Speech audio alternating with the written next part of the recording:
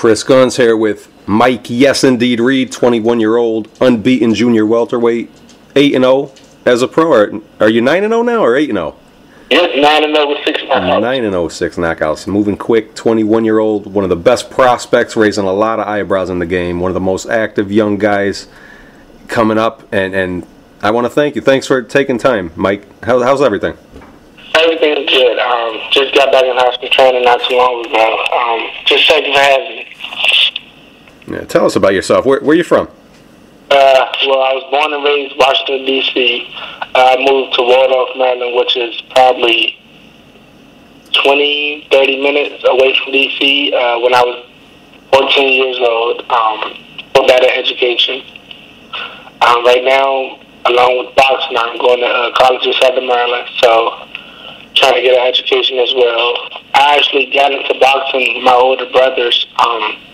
It was something that they did, and I was the youngest of 4 brothers at the time. We recently added one more to the family, but with me being the youngest at the time, I wanted to do everything that they did. So it was just, I kind of like fell in line. Yeah. Are you there, Mike?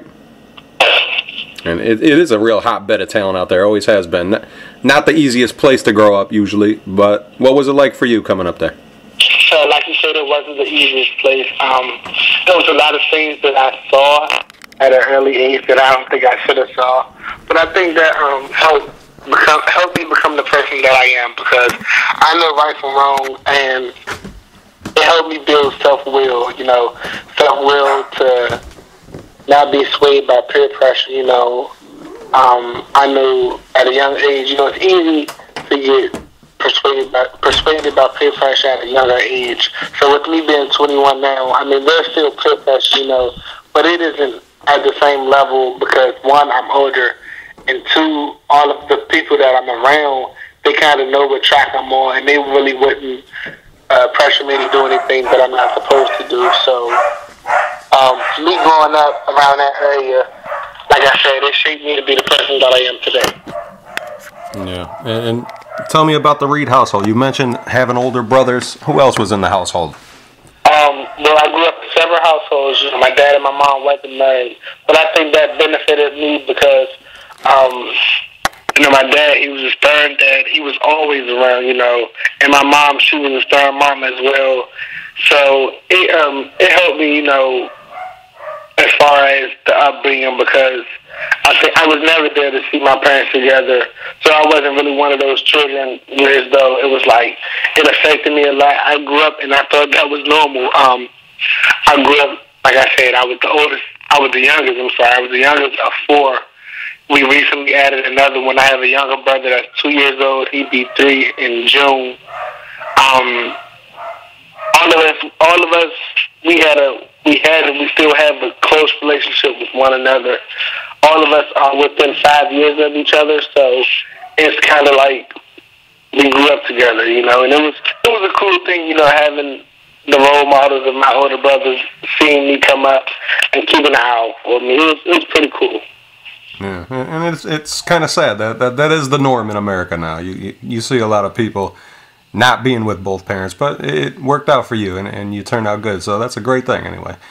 Yeah, absolutely. Like I said, I never saw it. So I'm just grateful that my parents were able to work it out, amongst themselves. That even though they weren't together, they both kind of co-parented me, and brought up me the right way so they knew how. Because I moved out of Waldorf with my dad, but I grew up in D.C. with my mom.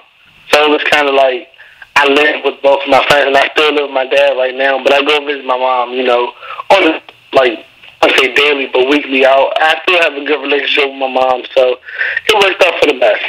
Yeah, and you mentioned how your brothers got you involved in boxing. Is that right? And how did you get involved, and how old were you when you first walked into a gym?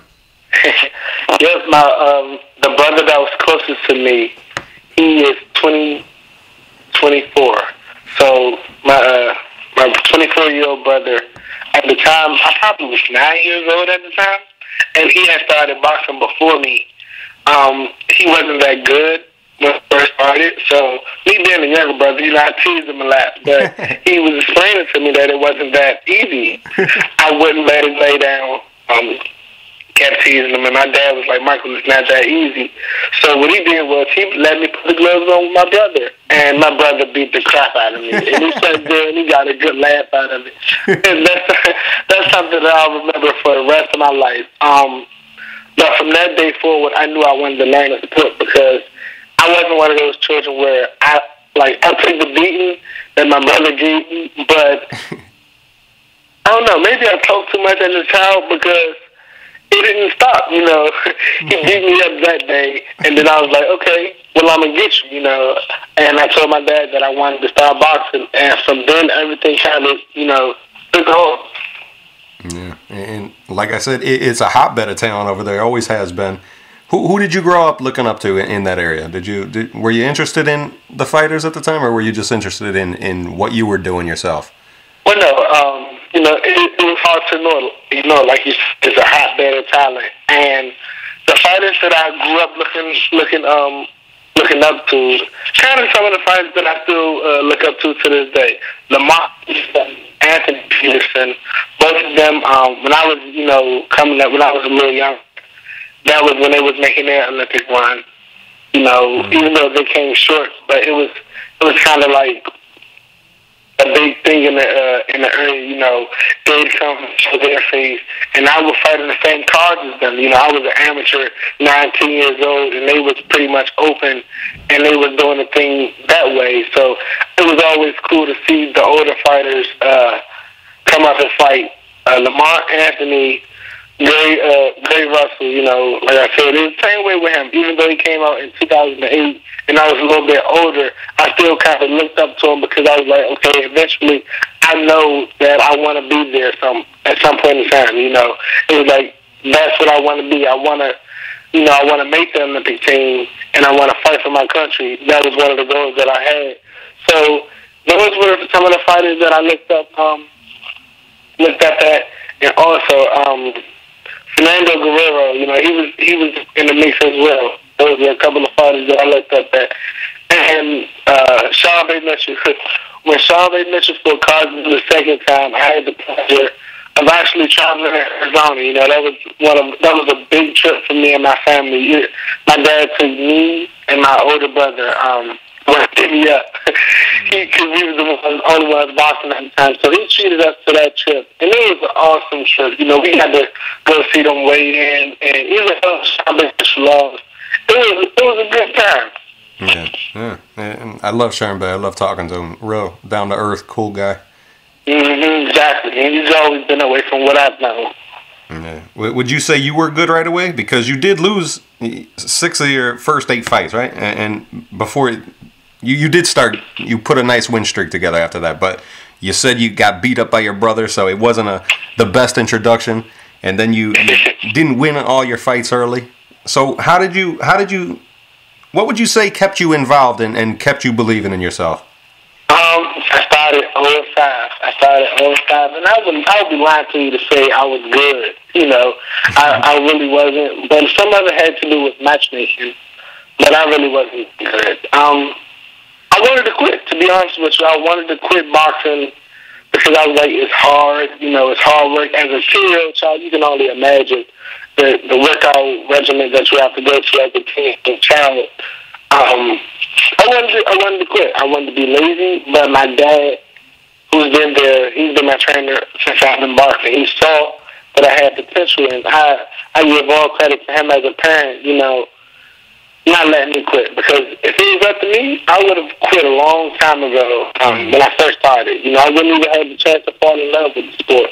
But he saw that I had potential, and he saw that I just needed you know, fine-tuning around the edges because I was kind of like a street fighter. I took the street fighting approach to boxing, and I wasn't very good at it. So I give my dad all credit for making me stick with it.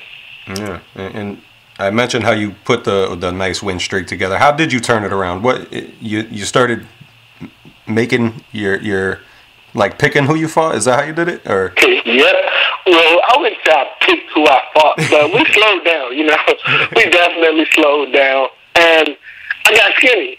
I was 10 years old. I was 10 years old, weighing 109 pounds, walking into the gym. So I was, a tough kid, and that's what weight I fought. I was 10, fighting 106 pounds. We got in shape, and once we got in shape, then everything else started. I stopped getting tired in my fight, and my natural ability kicked in, along with my dad training me. Yeah, and you did get really good, though.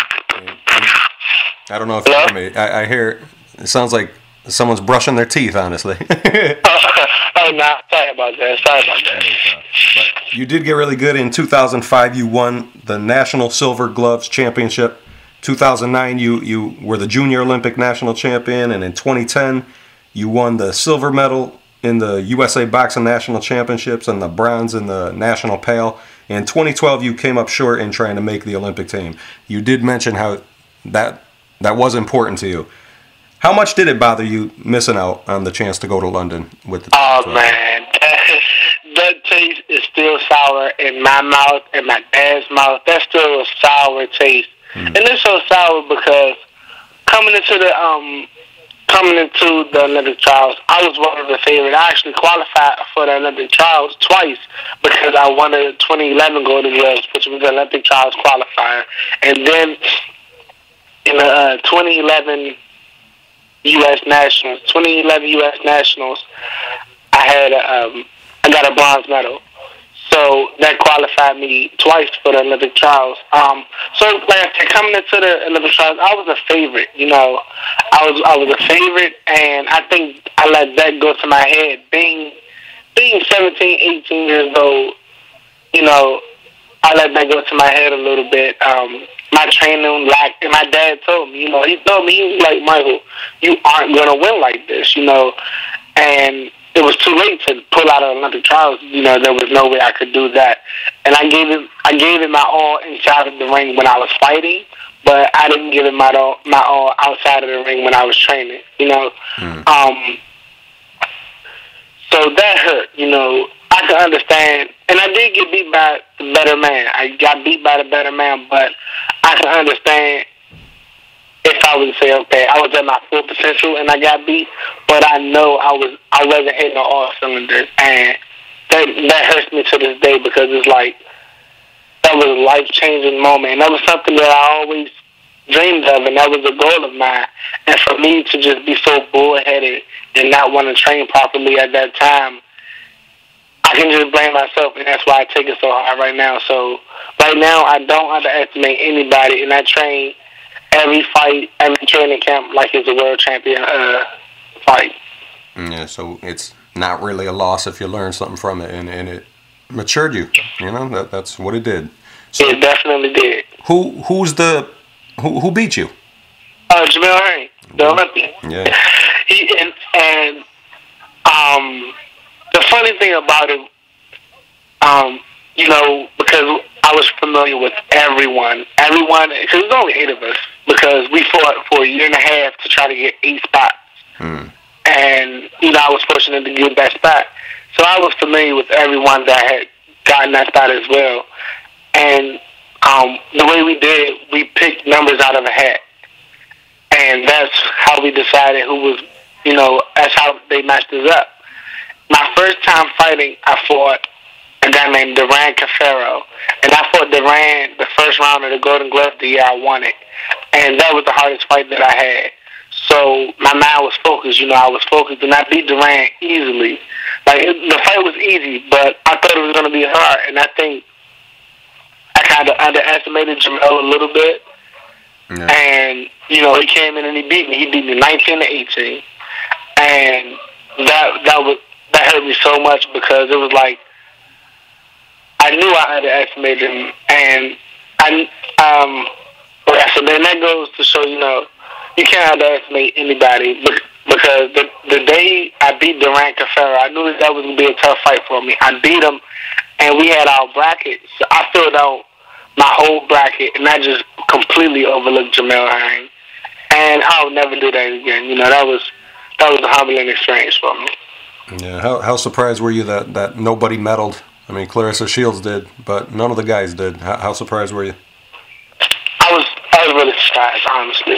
I think. Well, I thought for sure Earl Spence was going to medal. Because Earl was just a solid fighter. He still is a solid fighter. I thought Earl was going to medal, and I thought Marcus Brown was going to medal. I thought for sure that those were the two medals that we were coming home with, at least a bronze. But watching the Olympics, I think the United States Olympic team, we got a tough draw. We got a real tough draw. Because Marcus had to fight the number one guy in his weight division, and I mean, it is what it is. At that level, you can't pick your fights, so you really can't complain about that. But I think we had a good team. A lot of the writers and people like that, they'll look down on the team. They'll say because I mean the facts are the facts, and the fact was no men. That was the first time that no men Olympian. Well, that was the first time that U.S. men hasn't had an Olympian. Yeah. That title, So, I mean, it is what it is. Nobody on the men's side medaled, and that I don't think that really reflects on how talented that team was. Because I think that team was talented from top to bottom. I watched all of those guys from Rasheed Warren, a three-time Olympian. Like you have to be talented to do that, to pull that off. You have to be talented to pull that one off. He was Joseph Diaz, the 123.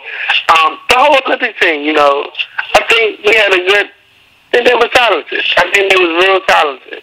Yeah, definitely. I was surprised when they didn't medal either because I thought we were going to get at least, just like you said, a bronze at least. I thought someone was going to get a gold. Someone. Yeah.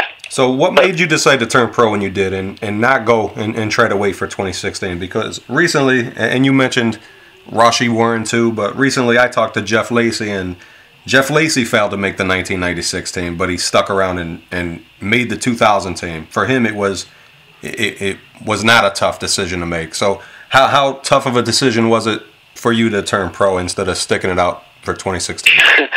That wasn't a tough decision at all. It wasn't. I mean, well, it wasn't a tough decision, but I did ponder on it a little bit because I pondered because, like I said, that was a dream of mine. Being a United States Olympian was a dream of mine. But I say it wasn't close because it was rumored. This is the biggest thing. It was rumored that in the 2016 Olympics they were going to take the headgear off. And that rumor has become true. So, with that being said, you can't just take it off when you get to the Olympics. You have to take it off when you hit the national tournaments in the United States as well. And me being experienced in fighting, when I won the Golden Gloves, I fought 5 times in 6 days. To take that headgear off and fight on that level of competition is kind of like fighting a world-class fighter, a world champion, every time you go out. A world championship out every time that you go out. And to do it 5 times in a row, I just didn't think that was wise for me in my career, along with me being so close to actually making the team. I also have a professional style, I like to counter. I like to pick my shot. I don't like to waste a lot of shots. And in an amateur system, it's about outworking your opponent.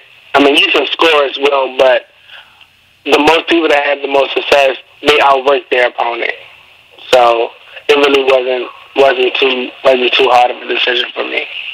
Yeah, and some guys like the idea of fighting without headgear. People hate the headgear. It's always coming, and you have to keep adjusting it throughout the fight. You don't like the idea of fighting with no headgear for amateurs? Well, like I said, it's the level. It's the level because I feel as though if I'm going to take my headgear off, then I would like to get paid for it. Yeah. And, they still wasn't paying amateurs fight to fight. So I just didn't think that was wise. But like you said, some headgears you have to adjust. You have to keep adjusting them over and over again. So that's a way to look at it. That is a definite way to look at it. But I look at it as, like I said, from a health standpoint. From a health standpoint, it just really wasn't wise for me to do, for me in my career, you know, because I had 8 to 9 years, you know, of fighting prior to turning pro. So it just wasn't for me in my career. Mm-hmm. Yeah. Understandable. I think that it's a good idea in terms of it does make you get hit more. I mean, your brain does shake still when you get hit with a headgear on, so it gives you more of an ability to avoid punches, I think. But it gives you a better chance to get cut. So I don't like the idea of young kids getting cut like that. Yeah, that's one of the big things. I remember the first tournament that they had, with the headgear off, it was kind of like, it was shocking to see amateurs, you know, all knotted up and all cut up. But the thing was, you get knotted up, you get a cut, you go to the doctor right after the fight, they seal the cut up, and then you fight the next day. You know, and I just didn't think that was wise. Yeah. For me in my career, anyway. Yeah. And because of boxing, you had the ability to see many places that people who you grew up with didn't get a chance to see. Where are some of the places that you're glad you got the chance to see through boxing? I think the coolest place that I've been to was the Olympic Training Center. And that, just the history of it, you know, that was so cool, you know. And it kind of like became a second home because I was at the U.S. Championships every year, and that's where it was held, in Colorado Springs, the Olympic Training Center in Colorado Springs. So that was one of the coolest things that I've done, and the coolest places that I've seen since boxing. Also, another cool place. Well, it really wasn't. I mean, it's an elementary school, but it was the event more than anything. I got to participate in Career Day, and to see the kids' reaction to me because they were in elementary school. But they can look at me and tell that I'm young, you know. So to see the reaction that I had on those kids, had them ask me all types of questions about me, you know, how did I get involved in boxing, where's my gym at, they want my autograph, you know. That was probably the coolest thing that I've done since boxing, and that was Career Day at an elementary school, at a local elementary school. Yeah, that's cool, and you know those kids will never forget that, you know. Yeah, exactly. You know, so I mean, even though I'm young and I'm young in my pro career, to be able to have a lifetime impact on a kid is so awesome. Yeah, and it makes people. It makes you easy to root for. The people are gonna love you, and you do turn pro, and you put your great amateur career behind you. Do you remember who you fought in your first pro fight and what the result was? Do you remember that? I cannot think of his name right now, but it was the first round TKO, and I had over 150 fans, family and friends. You know, they came out and they supported me, and it was so cool. You know, that's one of the reasons that I like boxing as well. You know, being in that ring and hearing people chant my name is kind of like a bone chilling feel because I've never heard that anywhere else, and it was cool. Yeah. But I cannot think of the guy I fought in my pro debut name. It was Kareem McFarland. Yeah, thank you. Thank you. You wasted no time, 1-round knockout. How did you like fighting? I mean, you got paid for it. How did you like fighting without the headgear and the big gloves on? Like you said, I got paid for it. That was cool. But I was in a position, you know, being a high-profile amateur, where I was getting paid a monthly stipend. So it wasn't really about the pay. It was about, you know, just the no headgear thing, the smaller gloves. It was cool, you know, and with me making my professional debut, it was like you saw a lot of family and friends come out and they wanted to support. And they had to beat me down for tickets, you know. We had to keep going back and get more and more tickets. Yeah. So it was a cool factor. What I learned, I gotta grease my face up more because I got scratched. Like I barely got hit, but I did get scratched a couple of times on my forehead. You know, it was nothing big, but I felt the difference between pros and the amateurs with the no headgear thing. So that was one of the things that I had to learn. But other than that, it was pretty much the same. My muscle memory kicked in once I got in that ring. Yeah. And now, I got to be honest with you, Mike. It's been hard for me being polite to you after I saw your entire career record. I was offended, honestly. I even think maybe you deserve a little jail time for what you did in your second pro fight. I was really disturbed. But you know what? That fight was... Oh, no, that fight was interesting because when we looked at his record, he was 0-7, but he had been durable. You know, he had only been knocked out one time, and that one time I was familiar with the guy that knocked him out. The guy that knocked him out name was Abel Ramos, and I know Abel can fight, so I was like, okay, well, at least I'll get rounds. And that was the biggest thing going into my pro career. It was like I didn't want to fight no ducks. At least give me some rounds. But when I hit him, he went down with a body shot, and it was like, that's it. And I actually heard from the guy not too long ago, and he was like, he wanted a rematch. And a rematch for what? So that was funny. Yeah, that was an interesting fight. So you knocked out Cassius Clay there in the fight. not the Cassius Clay. Absolutely, yeah. That was. I think that was the funniest thing. When my family and friends, when they would ask me, "Yeah, Mike, so who are you fighting this time around?" I say Cassius Clay. They laugh. They'd be like, "No, really, who are you fighting?" And I'd be like, "I'm serious. I'm fighting Cassius Clay." So that was kind of a thing that we joked on. Yeah, I mean, it's funny that he asked for a rematch coming in 0-7. He's lucky to have even shared a ring with you. Yeah. I mean, like I said, I thought the guy was durable, and I had trained to go, rounds. Yeah. But I guess he had other plans. I wonder if his middle name was Marcellus. You don't happen to know that, do you? Nah, I actually don't. So after you turned pro in March 2013, and you stay really active, like I said earlier. You fight in April, you fight in June, you fight July, you fought almost every month, and you're already in the 6 rounders by your what was it, the 5th pro fight or 6th pro fight? Yeah, it was my 5th. Rameses Hill, you fight, and you knock him out in the 6th and final round. Yeah, I think that was the most entertaining fight that I've been in so far, and that was by far the hardest fight that I've been in by far. Yeah. That guy, he can fight. He definitely can fight, and I had to bring out everything that I was ever taught to beat him. He actually had lost a split decision to Carl Dargan in the fight before, and Carl was 14-0 at the time. Wow. So I'm pretty sure their eyes lit up when they saw, oh, we got a 4-0 guy. I'm pretty sure their eyes lit up. They took the fight, and it was a good fight. That fight actually won Fight of the Year in a Beltway. So it was a good fight for me. That fight taught me a lot as well.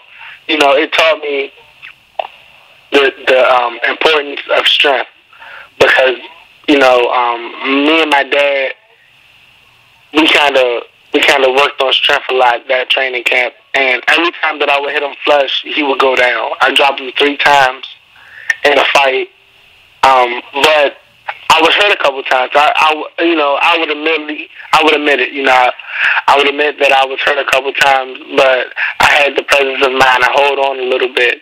And once I got myself together, to be able to get the knockout. Yeah, and you did. His eyes might have lit up when he found a 4-0 guy, but you put the lights out in the 6th round. Yeah, absolutely. And did the lights go out? That could have been knockout of the year as well. I hit him with a hook, and his legs folded behind him, and immediately the fight was called off. He didn't wake up. Yeah. It took him a couple minutes to wake up. Yep. I remember I was talking to a guy named Norman Smith about that. You know Norman, right? You might know him. You might know him. He was telling me he was at the fight and it impressed him. So I heard all about it. and Yeah. that was the first time you went 6. You did knock him out in the 6th round. And your next fight, you won a 6-round unanimous decision over Randy Fuentes. So no problems going 6 rounds, right? How'd you feel? No, not at all. Not at all. Not at all. I think I actually get stronger as the fight goes on. It takes me a while to break my opponents down, and that's a credit to our training camp. You know, we train hard, and we know a tired fighter is a dead fighter, is the saying in boxing, and we live by that. You know, as a young kid, I was running miles and miles, and my dad would always tell me, he'd always say, if you lose a fight, it's not going to be because you got tired in the fight. And we live by that. You know, we pride ourselves on being in shape. Yeah, and that was your last fight of 2013. You took a long break after that one. For you, it was a long break. Yeah, that fight was in October, and you came back January. So that was, for you, a long break. Yeah, it actually wasn't. I had the itch to fight, but that long break wasn't because of me. I actually, after that fight, because Randy Fuentes, he was 4-0-1, you know, so he was undefeated technically, and I beat him easily with no problem. So that was when my name kind of started to buzz, and it was becoming more difficult to actually get me fights. Yeah. So I was actually scheduled to fight in December, but the fight fell through because I couldn't find an opponent. Yeah. And your next fight was in January, and you stopped Jorge Marquez, and in doing so, you perforated his eardrum. What do you remember about that fight? That was a tough fight for me as well. He was technically sound. He was a big guy. I didn't know. He probably was around 5'8", 5'9". But he came forward, and when he rehydrated, if we was to step on the scale, I'm pretty sure he was every last bit of 155, 160 pounds. You know, he was a big guy, but it took me a while to break him down. And I think if I hadn't perforated his eardrum, I was going to get the knockout anyway because I had begun to touch him with a lot of shots. And then you won a decision over Bilal Mahassin, and in your last fight you defeated Regino Canales in the 4th. And now you're scheduled to fight Alberto Morel in June, and that's your first fight out of your habitat there. You're coming to Atlantic City. Where do you feel you are in your career right now in sport? Where you're at right now?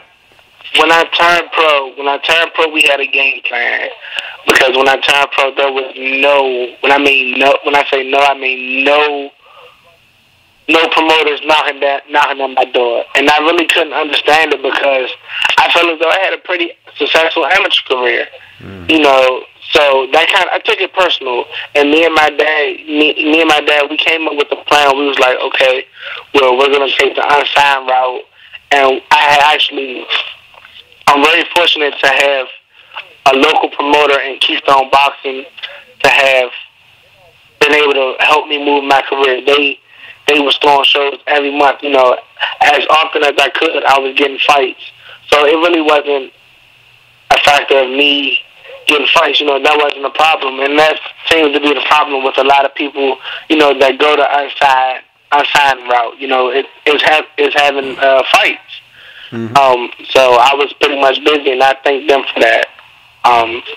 So the plan was, you know, stay as busy as possible while I'm staying as impressive as possible. And I think that's what we did. You know, we kind of forced all of the big time promoters, we kind of forced their hand, because it was like, you're going to keep hearing this name buzz. You're going to keep hearing this name buzz. And when you hear this Mike B name buzz, you're going to start to dig into it, and you're going to be like, okay, he won a national Golden Gloves. He placed second in the men's U.S. tournament when he was only 17 years old. He placed third in it twice. You know, he placed bronze in the national pal. He was at the Olympic trials. You know, once you start to do your research, I think my resume speaks for itself. So I think that was the plan that we had, and I think we executed it to its. Yeah, so I'm perfectly happy with the way my professional career has gone and the direction it's going. Yeah. Too often you hear guys that don't have a promoter and don't have people setting their next fights up. they're not happy about it because they're not getting fights, but it's not slowing you down at all.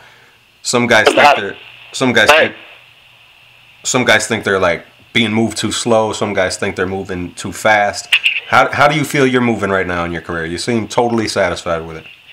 I'm 100% satisfied. You know, I haven't sustained any injuries. And if you look at how often I was fighting, it pretty much rounds out to be every other month. So I'm perfectly happy with that. I have friends, you know, in the Beltway area where they signed a big deal. You know, they signed a deal early, coming right out of the amateur. They signed a deal that I wanted, but I have way more fights than them, and I'm in a better position at this point in my career than them. So it's all a blessing, you know. It's all a blessing, and if it was in God's plan for me to be signed at an early age, you know, or early on in my career, then I would have been signed. But I think the time is perfect for me in my career right now. I'm 21 years old. I understand hard work, and I'm ready to take advantage of all the opportunities that I'm given. Yeah, and you mentioned Anthony and Lamont Peterson, and those are guys worth looking up to for the way they were raised and stuff, and what they made of themselves despite that. Who else do you look up to in the sport?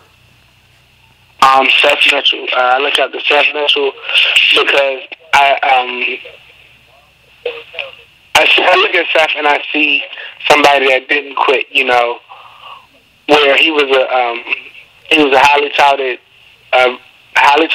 recruit coming out of Brandywine high school. He was highly touted. He went to Michigan State, and he ended up blowing out his knees. You know, and as a football player, I can only imagine the stress, you know, that it took on him, whereas though it's like, well, my whole dream was to be an NFL player, and I was so close to this game, kind of like I was to the Olympics, you know, I was so close, but to have that dream snatched away from him because of his knees couldn't hold up, he didn't quit, you know, he finished school, and then he turned to boxing, and he had a pretty successful boxing career. I think he still could do something in the heavyweight division. But if his career ended today or tomorrow, I think he had a pretty successful career, especially, you know, not having the amateur background that it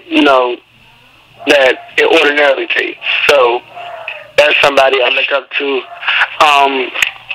Funny enough, Adrian Broner is somebody that I kind of look to for advice sometimes, because when I first met Adrian, it was 2009. It was 2009 at the Junior Olympics, and Rasheed Warren, you know, that year the Junior Olympics and the USA Nationals were held together, so he was there supporting Rasheed Warren, and I got to meet him, and he was the same way he is now. And just think, you know, what, 6 years ago? 5 years ago. 5 years ago, nobody knew who Adrian Broner was, but he had the same demeanor. He was like, he's going to be a superstar. And to actually watch it, you know, that's something that, you know, I kind of can ask him questions about, you know, what motivated him, you know, and stuff like that. Because to me, he has a switch. To me, he has a switch. He has a switch when the cameras are on and when the cameras are off. Now, everybody's going to see when the cameras are on, but me knowing him personally, you know, that's somebody I can look up to and ask for guidance, you know, if I needed it. Yeah, still fly, still flashy. AD, always fun. He always been like that. When I first saw him, he did this little dance that he does, and so I mean, I don't know. I think, like I said, I think it's cool to actually see someone will themselves to be a superstar. Yeah. And who's your top 5 pound for pound guys right now? Floyd Mayweather number 1, Manny Pacquiao number 2.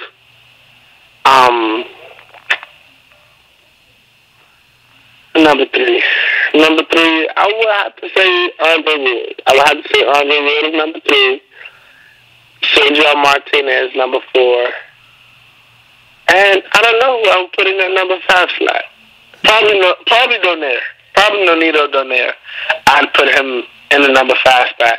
And the only reason I would put him instead of Rigondeaux is because I like the way he fights better. To be completely honest with you, I like the way he fights better. See that? I'm real high on Rigondeaux. Rigondeaux. I don't see him losing. I don't see him losing, but yeah. I mean, he has to be a little more exciting, because it's kind of weird to say he's so good that it hurts himself. It's like, how can you be so good that it hurts you? I think in his case that he's so good that it's hurting him, and he knows he's good, so he's like, well, why would I put myself in harm's way when I can just beat you easy? So it's kind of like, and that reminds me of a younger Floyd Mayweather, early on in his career when it was like he was boring.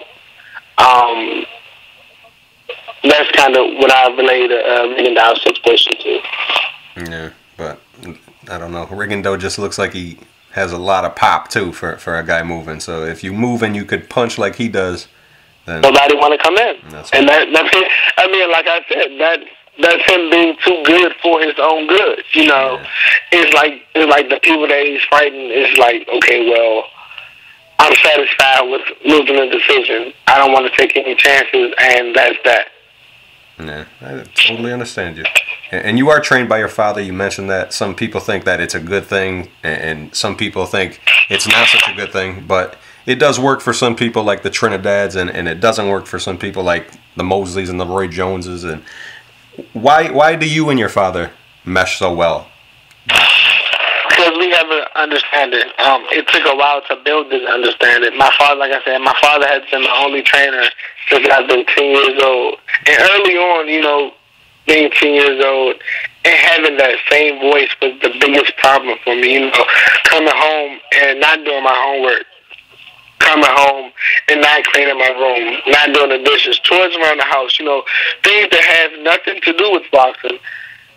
He would discipline me in that area. And also, we would leave the house and then go to the gym. And he disciplined me as a trainer. That was the hardest part to balance. And I think I just now started to balance it probably within the last 3 years maybe. And what I actually did to balance it, I don't even know if my dad noticed, but I'll call him Coach Buck when we're in the gym, or when it's boxing related, I'll call him Coach Buck. And that kind of helps me, with the two. It kind of helps me distinguish the two, because if I call him Coach Buck, that's not me calling him Dad. So in that moment, I'm looking at him as my coach, So that's kind of one of the biggest reasons that we mesh so well. And we're alike in a lot of different ways. We see eye to eye in a lot of ways. So that also helps with the balancing. Yeah, it sounds like when you're growing up, you were having a lot of complaints from your dad about laziness. Yeah. I mean, yeah, pretty much. Pretty much. I had to learn hard work. I would not tell you that. Yeah, I was always a hard worker, and I always wanted to be the best that I could be. I mean, I always wanted to be the best that I can be, but I wouldn't tell you I always put my best foot forward in my effort. Because I didn't, Some things I just got away with as far as, my natural abilities in sports, and some things I had to kind of work harder for, and I had to learn what hard work was. Yeah, it seems like it worked out really good. You're a good dude. And where do you want to be? We're almost halfway through this year. Where do you want to be when we flip the calendar to 2015? Let's say we can look a year now. Let's say May 2016. No, I'm sorry, 2015. Where would I want to be? May 2015. I definitely want to be signed. I want to be ranked high. I think I have 9 fights now. Come June, it'll be 10. I think another five, at least another 5, would be good for me, So that'll put me at, let's say, 15-0. 15-0, I think I want to be in a conversation with one of the top prospects at junior welterweight and lightweight in a year.